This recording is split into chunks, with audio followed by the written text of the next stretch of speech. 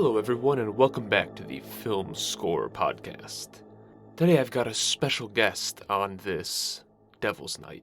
Who better to raise a little hell with than Ben Lovett? And you might be familiar with Ben on the many horror and other genre films that he's done, although I don't think he'd necessarily pigeon himself solely as a genre composer. He's really dipped his toes into everything.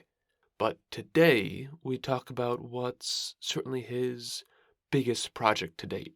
Not just in terms of high profile, but also in terms of the scope of his score as well. And that score is, of course, for the film Hellraiser. It's a very cool score incorporating a number of elements from Chris Young's score for the original, but also creating something of its own as well. And that's really an approach that Ben and David Bruckner took with this film, which is effectively a reimagining of the original novella, The Hellbound Heart, wanting to maintain that feeling and what we know and what we're familiar with, but do something entirely new as well. And it's a pretty cool, gnarly film, and a very good score. Now, of course, you can find out more about Ben on his website or social media, and of course you can do the same for me. And if you haven't checked it out yet, Hellraiser's streaming on Hulu, while Ben's score is available pretty much wherever you can think. Now, don't cause too much chaos on this Devil's Night, and have fun trick-or-treating tomorrow. But until then, sit back and enjoy the listen. Ben, I'm so glad you could join me today. How have you been? I've been good. A little crazy. It's been kind of a wild ride finally seeing this thing make it out into the world. We've been working on it for a long time, so it's been a wild couple of weeks. That's awesome, and as of recording, it released like 3 days ago, and I'll thank you and the rest of the crew. You released it on my birthday, so I thought that was a nice present for me. Well, we had that planned, and it was a surprise, so I'm glad. I knew it. It worked out. Did that give you a chance to actually relax, or when you finished up scoring Hellraiser, were you already off onto the next project? No, throughout the course of working on it, I just started to, other things came up, but I sort of politely declined every other opportunity that came up because this thing took over my life to such an extent that I knew that I would really need a break. So I have not quite slowed down and caught that break just yet, but I'm looking forward to catching my breath. I started on Hellraiser in December of what year are we in now? It was 2021, so this was about 9-10 months straight of working on this to get it to this point. So Oh, wow. that's the longest sort of that's straight through that I've done on a project nonstop. So I'm excited for it to be out in the world because that means it's over. So working on something that long, did you get to a point where you were like, I'm sick of working on this thing, or feel like having too much time meant you were overthinking anything, or was it just more room and time to work? It was time is the most valuable currency on these kinds of projects usually. So even as the schedule would extend or push back and more time would be created, that was never a problem for me because I'm always so committed to just trying to get the best thing I can out of it. And there's usually the job calls for an effort that's greater than the amount of time that you have for it. And so I never got sick of it, or it was always kind of a blessing to have more time because it was such an immense amount of work to pull off. It was the biggest score I've done in terms of the amount of minutes that I had to write, the size and scale of the sound and the orchestration, and it was a new level of a beast to slay. And so even though I was exhausted and kind of brain dead and worn out at various stages of it, I welcomed the extra time whenever I had it. That makes sense. So actually, at what stage in the film did you come in? Because, 9-10 months, I mean, that's several times more than your average composer gets on an average project, at least. Yeah, and I've done a number of films with the director David Bruckner, and he's not the only one, but he's one who I work with often that prefers me to come on as early as I can, and so that's how I prefer it. I sort of encourage producers and directors to bring your composer in as early as you can. Just because you can wait to make that decision until the last minute doesn't mean you should. Mm-hmm. And so with Bruckner, I'm one of the first people that comes on board, and we're talking about things at the script stage, before they've even cast.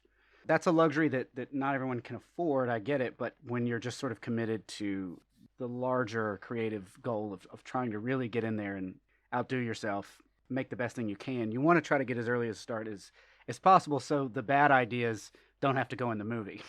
You've got time to go through generations of things and throw things out and develop these ideas, and it takes time. So it starts with him, or at least on this, it started very early, and it gave me time for the ideas to gestate. There was also a lot to consider with this. There was a lot of homework to do. Mm-hmm. There was a lot of studying, kind of preparing myself for what we were going into.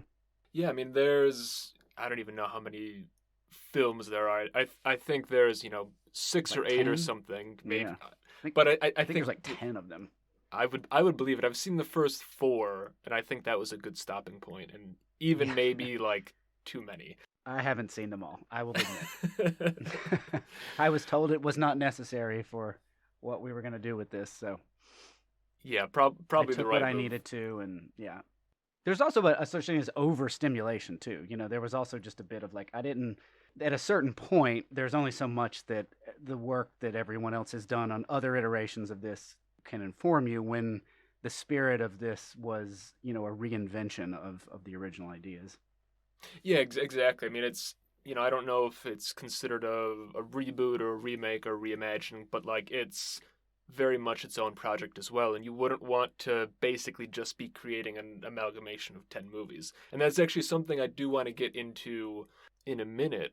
But first, when you're jumping in at the script stage, and obviously it's a little different, like you mentioned, having a couple movies at least to watch and going into the original novella, like what was some of the prep work or the first things that you did, and at what point did you actually start writing music?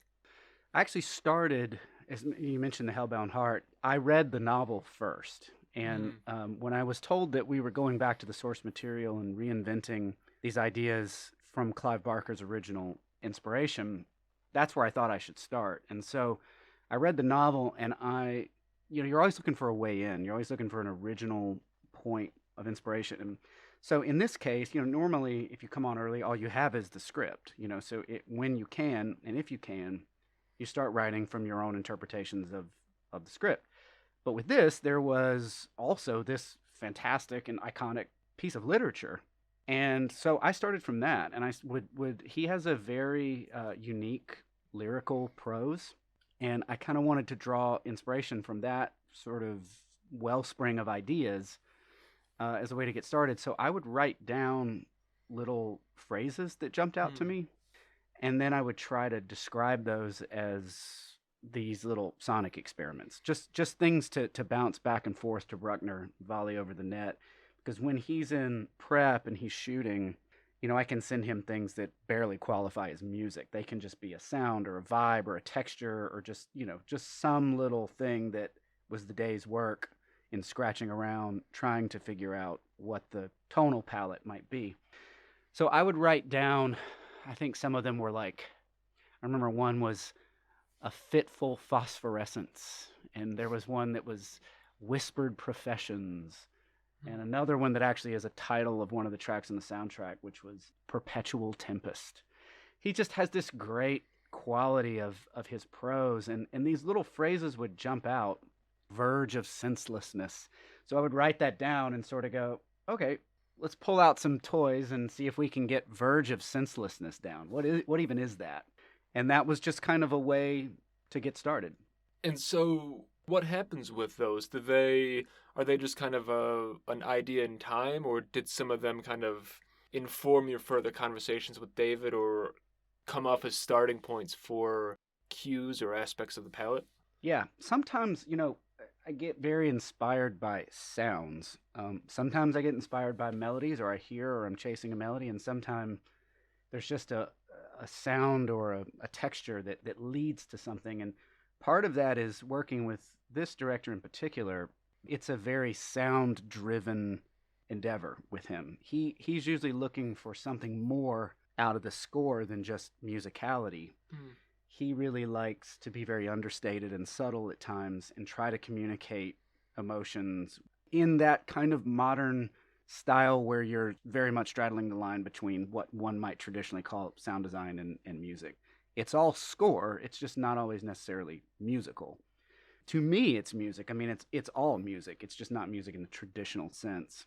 And that's something that is very kind of conducive to his style of filmmaking.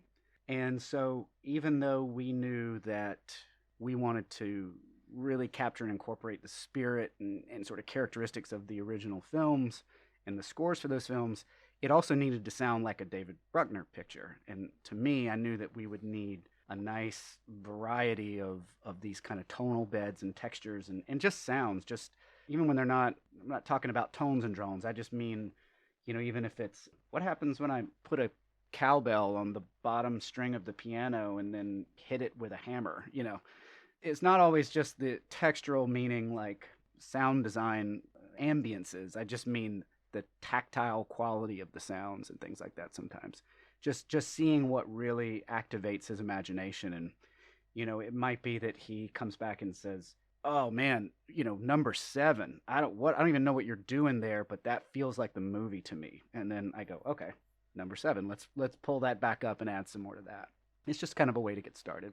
And so on that note, I mean, were there any particularly memorable, we'll call it unorthodox approaches to making sounds? Yeah, there were. There was a lot of experimentation with, I guess you would say, less traditional sources, which is something I'm always generally up to in my film scores. We took a Stroh violin, which is, a very odd, unique sort of relic of a bygone era, and it has this little small horn on it, and we disconnected the horn. And if you look up a Stroh violin, you can imagine we stuck like a giant gramophone horn onto the end of it, and it just gave it this really strange and unique sound. There were some layered bowed percussion sound.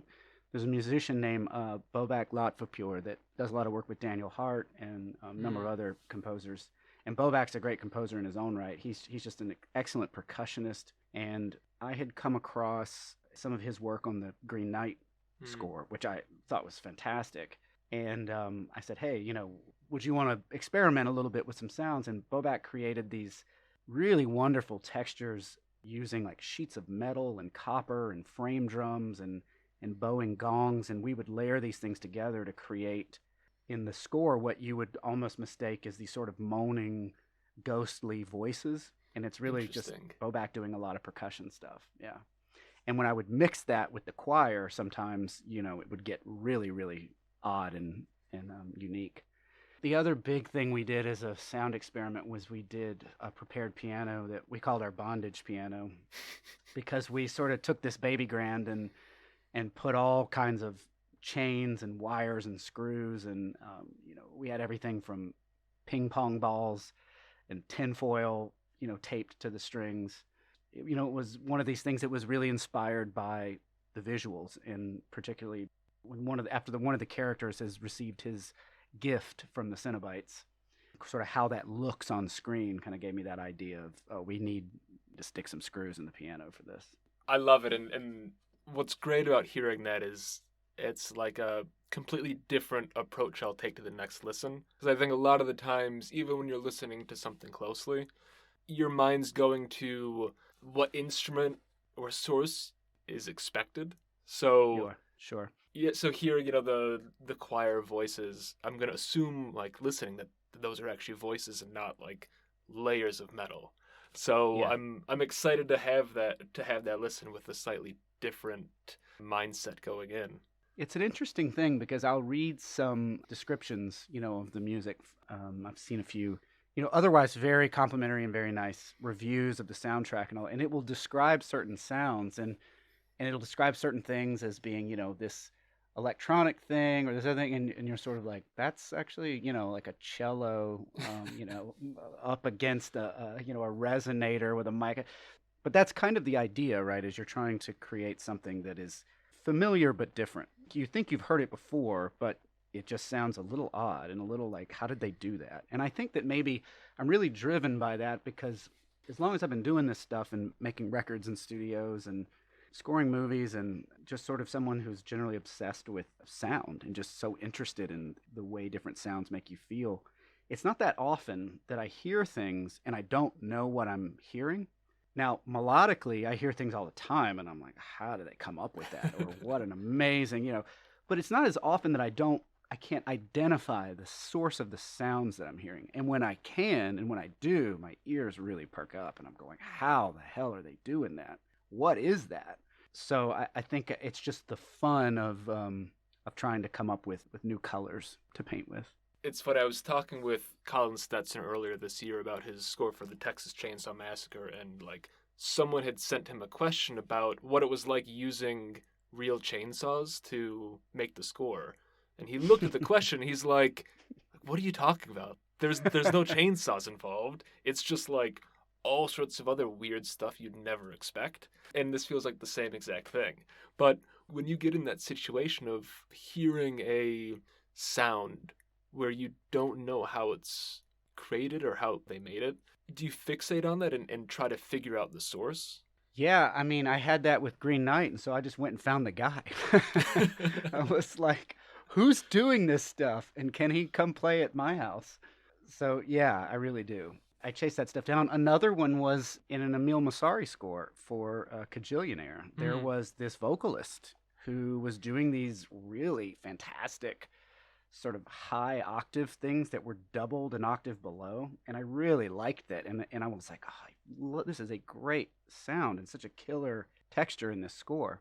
I was like, who is that? I'm going to do a little digging and researching and figure out who that is. And sure enough, it's a small world after all when you really get down into everybody who's working and doing these things. So I realized very quickly that was Theodosia Roussos, who we have like 10 mutual friends. So I immediately was just like, hey, your voice is fantastic. I've got these ideas that I wanted to do with a vocal soloist in the score. You seem like from this, you're down to do like creative, different sort of interesting stuff.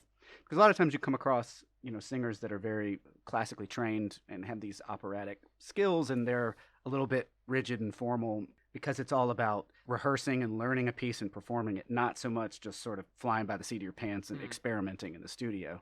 My people are the ones that are somewhere in between those two worlds, where they just love their instrument and aren't afraid to sing badly or to play badly or to play a wrong note. It doesn't attack their insecurities to not really know what they're going to do, and we just sort of bounce ideas around. So a score like Hellraiser isn't that dissimilar than other stuff I've done, which is usually, a healthy amount of traditionally approached written material that's charted up properly and performed and played, and then a lot of throwing stuff at the wall to see what sticks. Is that one of the allures of composing, especially composing in genre films, is like having a little room to play with like the unorthodox as far as those types of sonic approaches?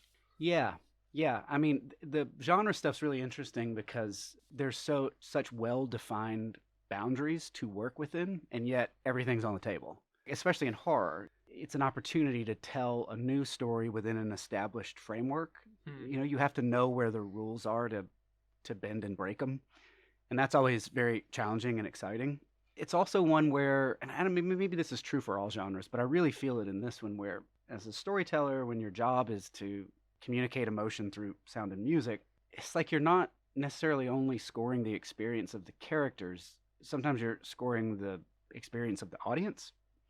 And again, that's maybe sometimes true for all of that stuff, but I really feel it in this particular genre. I'm not more interested in horror or science fiction or any of these things than other styles. I like doing documentaries and comedies and all, but it's a different kind of engagement, and I think that it relies on what the music is bringing to it a lot more, maybe, than dramas and comedies. I guess I don't know how many other people think this, but I often associate you with horror films in particular, but then you come out with something like for the documentary Stuffed, which was, I can't remember, last year, the year before, and totally different. Right. But do you ever get worried of being sort of pigeonholed in horror or genre specifically? Well, so it's an interesting thing about that is, I suppose yes, but I don't give in to that worry because I just feel grateful for the opportunity to do these projects. making a movie still better than the next best thing you could be doing most days for a job. So if that's the case, so be it. I really do love working in that genre. My concern or my worry is that I only have so many tricks up my sleeve. There's only so many ways that I can probably figure out how to do something new or different in this particular genre before I feel like I'm repeating myself or chasing something or trying to compete with a previous thing I've done. And the bigger problem with that is just like my interests are so much broader than just one particular genre or style of music. In the case of something like Stuffed, anyone who knows me and knows my musical history of other things I put out, like my songs and my artist records and all, the kind of music that's on that documentary score is as much me as any of this kind of spooky, atonal, scary stuff. It's just that the films I've done in this genre have been the most successful. And so it starts to kind of create a picture or an idea that that's what I do, or I'm a horror music guy. But I don't think of it that way at all. And like I say, if that's my fate, there are worse ones. I could have a real job. Fair enough. And you did offer me a good segue of talking about doing things new, being reinventive, and that's kind of and we touched on this like 15 minutes ago, that's kind of where Hellraiser falls, where broadly from the film itself, bringing in concepts that a lot of fans of horror broadly are familiar with. The puzzle box, the lament configuration, the Cenobites and Pinhead, the Hell Priest in particular, a lot of the familiarity, but trying to do something new with it. So that seems like one of the goals with the film, and I assume with your score as well, to like, at least as it turned out, you have some of Chris Young's original thematic material, but then a relatively different, broader sonic world too. Yeah, I mean, going into this, it was very clear right away how iconic and revered those original scores that Chris Young did for the first two Hellraiser films are. I mean, it's some of the most famous music in the genre. And for good reason. They're outstanding scores, and they're a huge part of what I think gives Hellraiser its specific identity within the genre. It's something that's established as a very musical franchise. And, the principal challenge of going into score a reboot or a reimagining, because it is very much those things versus, say, a remake, since we're not tackling the same story. It's not the same characters. It's not a new version of the original movie. It's a reimagining of the ideas from that novel. And so you're trying to balance the influence of the original film's music on the development of new ideas, and knowing that the right balance or the right equation is probably finding the right balance between some of that, not too much, but just enough. But his scores, I mean, that was probably the biggest influence on this whole process, because they really defined the sonic identity of the world of Hellraiser for decades. So the influence is inescapable. Even if you're trying to do something specifically different, you're still responding to the influence of what's already established. But at the same time, it's this great roadmap for understanding the landscape of how these films operate and like what all you can do with it. Like I have Chris Young to thank for establishing these enormous parameters on what you can get away with in the music, because there's really no such thing as too much, in a Hellraiser film. It's huge. It's nuts. It's so big. But the story is all about pushing limits, and it's all about sensation and excess. So it's fitting. Yeah, that's true. Yeah, it really brings all that to the surface. But the other thing that I think his scores did that made them very unique, especially in 1987, and very groundbreaking, was, I think it was his scores that brought the fantasy element into them. It brought the magic, and it brought that part of the story into this marriage with these very sort of coarse, visceral imagery. And no one had ever seen anything like that before. His scores have they're very bold, underlined emotions in the music. That's something that we knew we wanted to capture. But like I said, David's style really lends itself to these more subtle abstractions in the music. And so I knew that it would kind of be a two-part process, which is you wanted to be inspired to write new themes for the film that feel like they might belong somewhere in the classical gothic, romantic sonic universe that Mr. Young had framed, and have that influence be present and identifiable. Not try to hide that, just embrace that. Try to capture the elegance that are in those original scores, even when introducing new melodies for new characters. But since the spirit of the whole endeavor was reinvention, David was always really pushing me to find new ways to implement those ideas into our score. He really pushed me to say, we shouldn't feel tethered to the way we've seen all this material approached in the past, but just use that as a point of inspiration to tell a new story and find a new sound to describe that story. It's interesting because there are certain times in the film and certain cues where, like, the main original themes are big and at the forefront and you get the full thing. Mm-hmm. But there's a lot of instances where you'll have put in, like, the first two notes, but it's Mm-hmm. not in the same rhythm. Like, they're, slowed down and stretched out, but they're still there, and it's just dropping very minor hints of the connection. It was a nice way to incorporate the material without you just being like, yeah, I'm just going to rely on Chris Young's original themes and hammer them in, and that's what you're getting. Yeah. Yeah, and I think that was part of David's direction and part of his desire to have them. It was kind of like the box. The box is this progression that we're moving through in the different phases of it and the different configurations. And there was kind of almost like a lament configuration version of how we were teasing out themes from the original score. And by the end of it, it's fully formed, the box is wide open, and the score is just coming at you in all of its grandeur. But to get there, it felt like we really needed to earn it, because we could have always just thrown that at you for kind of cheap pleasures anywhere we needed to. But it felt right that we were starting over and to really respect the power of those themes to tease it out. And kind of, it's also, Hellraiser's a very horny, so it's also like there's foreplay there, it's part of the material. So it's great that you pick up on that, because sometimes it's in there, but it's like it's meant to be something that really delivers on multiple listens. So you realize in a track like March of the Cenobites, it's building, and the choir behind that build is playing that original Cenobite melody just in like quarter time. It's really slowed down and stretched out, and it's really abstracted, but then it hits, and it kind of hits its crescendo, and then we reveal the gasp for the first time. And then you get that iconic Cenobites melody, but it's not a big brass fanfare. It's sort of moved to choir and strings, and there were things like that where he really wanted to incorporate, say, that particular melody for the Cenobites from Mr. Young's original scores, but he wanted them to take on a different form and feel. It felt right for the way the characters were being presented and they were being reinvented. That was true for that moment. It's true for the scenes with Pinhead, and it started just to kind of become a thesis of how we would implement the original material. I do appreciate it, and I mean, I hope that fans of the original films do as well, because it's actually like a nice way to incorporate it and to implement it all.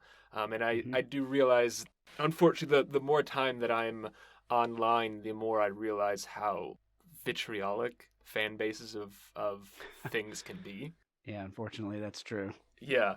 I mean, was that ever a worry in your mind? I mean, look, I have no idea if there's like a rabid Hellraiser fan base that's ready to jump on people, but like, there is a broader, like, classic horror fan base that maybe could. So, was that ever a worry going into this partially beloved series? Beloved the first one or two films at least, and doing a new entry? To be totally honest, I didn't really have any trepidation about taking it on in that way, because I knew that no matter what we did, some people would like it. Some people might even love it, and then some people will probably hate it regardless of what we did, and there was just no getting around that. Some people are going to hate it just because other people love it. That's just the reality of it. Yeah. It's just going to be part of the job on something like this. But I knew that everyone on board really cared about the material, and Bruckner inspired everyone to understand how important it was to get it right. And so my confidence was there. We all understood that part of it, but it was never in the foreground, at least not for me. Maybe that was other people's priorities, but I wasn't going into this really excited to course correct the thing or worried about what people would think. Making movies is hard enough without saddling yourself with this expectation that you could ever please everybody. But I did think if anybody would give us a chance, it was Bruckner. Like, there was no question about his commitment to the material or his understanding of it or his persistence to make something that lived up to the name. Well, I mean, and I do think that that's kind of intrinsic in both the films that he makes, but also the music that you make. Putting it simply, it's like, it's not going to be for everybody. I just think that a score of yours, for instance, like, if everybody in the world was like, at worst, this is fine. Sure. Seems like it wouldn't be your type of music at all. In my view, the biggest sin that a film or an album or anything can make is just not eliciting anything at all. Yeah. Just more disposable content. Yeah. Yeah, exactly. Where you listen to a 40-minute album or watch a 90-minute movie and you finish it and you just go, ah. And the one thing that I know that no one else ever really will, outside of a small group of people, is we worked our asses off on this. And we really cared to try to make this as good as we can. But you always have to remember that, like, the director, the composer, the actors, we're working with material that there's a lot of decisions made about what it's going to be that come to us it's already in there, right? There's no, like, changing the story or changing what kind of movie or... So, like, the craft of the film and everything that most of the people I was working directly with are responsible for was nothing but hard work and love. We're trying to make the best and most enjoyable entertainment product within the parameters of what we've been given. And that extends to how much time you have, what you can do with the means that you're given. Now, I get it that, like, you don't really, a common fan, you don't really have to consider all that to just throw your opinion on Twitter. They're entitled to it. It's fine. But the one thing that these ideas that, like, we didn't understand the material or any kind of comment from somebody that, like, it's laughable. Like, you look silly saying stuff like that, out there, people. We really did do our homework. We really did know. The testament is, like, you get Clive Barker standing up there at the Q&A after the premiere and just saying such wonderful, amazing things that we were all knocked out and flattered by about how much he appreciated what David had done and advancing and bringing it into a new era and all this stuff. It's surprising to me that people are so resistant to allow something like this to exist when the reality is, hey man, the original's still there. We didn't undo it. Mm-hmm. We didn't take it away from you. Go watch it anytime you want. It's just a new story. And I think, to me, it's like, if you really love the world that Clive Barker created with these ideas, when you go back and read that novel, you realize there's so many stories you can tell inside of that universe that why would you want to limit it to just one? Absolutely. And I actually had a lot of the Hellraiser graphic novels as well. And candidly, I have no idea whether the underlying logic is really consistent or anything. But like, the most interesting aspect is just, and you're totally right, you read the original novella, you watch the original film, and you go, oh, these creatures have been around since time immemorial or for centuries. Mm-hmm. There are unlimited stories to be told here. And so it's so much fun being able to see different iterations, different people's takes on what a Hellraiser story could be. And look, frankly, you get similar things with Star Wars, where your random mad fan has issues with something, or like thinks that he knows better than George Lucas, and it's the same thing with thinking you know better than Clive Barker. Yeah, and I think that stuff usually, it's pretty transparent that it has everything to do with personal identity and nothing to do with the actual content that you're arguing over. Based solely on the hard work of what was put in front of you. I mean, I think that our movie is, despite anyone's subjective opinion about what they may think about whether they like this or that, it's a pretty objectively quality piece of Hellraiser content. If you like that world, it's a pretty well-made dinner that's being served to you. You might not like the sauce on the pasta, but poke around in there. Well, and look, the other aspect of it is there were a number of Hellraiser entries that were literally made just so whoever it was could like maintain the film IP rights. Sure. They would just Sure. shoot these out because then it extended how long they could have the rights. That's right. For people that are fans of Hellraiser, it should be really exciting that a Hellraiser film was made to actually like make a good Hellraiser film. I mean, there's also like, you know, a lot of that world is just like people resistant to the idea that Pinhead's a woman or the casting choice or anywhere, whatever. So there's a lot of things that people who have opinions that don't really have anything to do with Hellraiser and everything to do with their own personal politics. So, you know, those guys anyway. You know what? I don't think there's a better stance to take. And look, man, I actually like. I think there's more that I could ask. I could spend a while picking your brain, but that's a very appropriate place to wrap things up on. Haters be damned. Exactly. Yeah, sure. So once again, I really do appreciate you joining me, and honestly, going way back, you were spot on in that the score begs for repeat listens, especially after watching the film. There's so many little things to catch, and now for all those listening, once you've heard a couple of the tricks and secrets, there's going to be even more to catch. Yeah, I will say too, is just jumping off that, is that like the album is a lot more than the cues on a playlist. The way I usually tend to do these things, and I absolutely had to do it for Hellraiser, which is I go in and resequence, re-edit, and remix the music to give you a listening experience that is the music in the film, but the way that it's combined and presented to you gives you a listening experience. It's a way to revisit the ideas and the feelings in the film as a listening experience. So it's kind of like the film is one presentation of the ideas of the story, and then the album is another one. It gives you a parallel way to jump into going back through the experience of it without always just watching it. So I encourage everybody to, if you liked it, the score is on screen for 80% of the runtime of the movie. So odds are you find little things in there on the album that you didn't even realize I was around,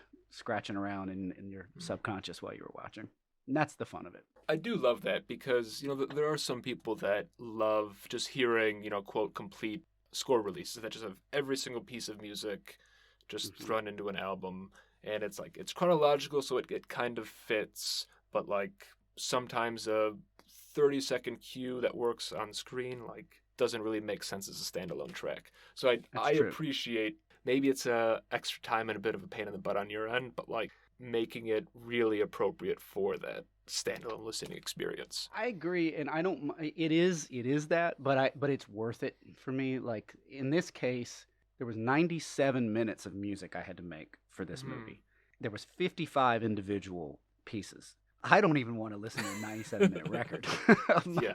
So it's like getting 55 pieces in 97 minutes down to a 23-track, 58-minute record was a real challenge. And not everything can go in, but not everything really needs to for the goal of what the album experience is. So I hope that people will find their way into it and, you know, throw on some headphones and get lost in it, because that's just another way to go into another artist's interpretation of Clive Barker's ideas. And you know what, I think so. You know, you said you came across comments and tweets and whatnot of like people saying the music's shit, which of course that's going to happen. But like, honestly, the people that I've seen have been like across the board really positive about both the music in the film and the standalone release. And I'm hoping that as it's, you know, it's only been out for 3 days, so like more people continue to find it and listen, because it is a cool release. Cool. I appreciate it. Yeah. I mean, I worked as hard on this as anything I can ever imagine. So it's